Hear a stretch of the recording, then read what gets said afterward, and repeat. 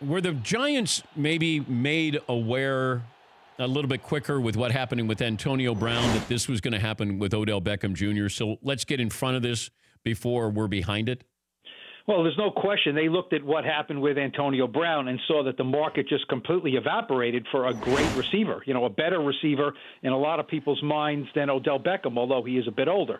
But I don't think, Dan, this was a case of the Giants saying, we have to trade this guy. Let's put him on the market. Let's see what we can get. I felt all along they would have to be blown away, not shopping him, but fielding calls. They would have to be blown away in a deal for Beckham. And I'm not sure if this actually qualifies as blown away, but a first-round pick, a third-round pick, and a good player, a good young player in safety, Jabril Peppers, is light years better than what the Steelers ended up getting. So in that way, the Giants struck while the iron's hot. But I think this was a case where, fans will have to decide whether this was being actually blown away in the trade. As they move forward, would you rather have the Browns' future or the Giants' future? Well, look, there's no question. The Browns, I think, are the hot it team in football this year. I'm not saying they're the best team, but no, the Browns' future is tremendous. Now, they had a lot of salary cap money. They have a quarterback going into a second year. They have Odell Beckham, who's only 26. They have, just a slew of tremendous talent and an array of defensive and offensive players. I think if you would talk to 30 teams in the NFL, the vast majority of them would say, I'll sign up for that roster the Browns have right now. All right, the strategy for the Giants in the draft is going to be what? Well, they have 12 picks, so the strategy is going to be probably getting rid of some of those picks. I still think, Dan, right now sitting here, the Giants have 2 first-round picks now, this number 6 pick and the 17 pick.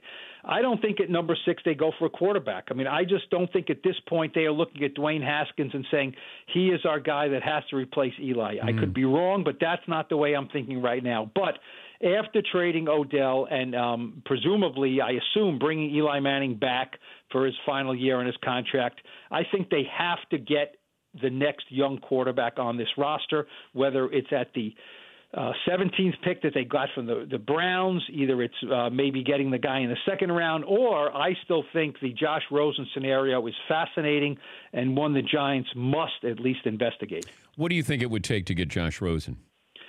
Well, they don't have to give up their 6th-round pick, and this number 6 pick in the draft, and I don't know if they would have to give up the 17th pick, but now they do have a second first-round pick they can give up at 17 to get him.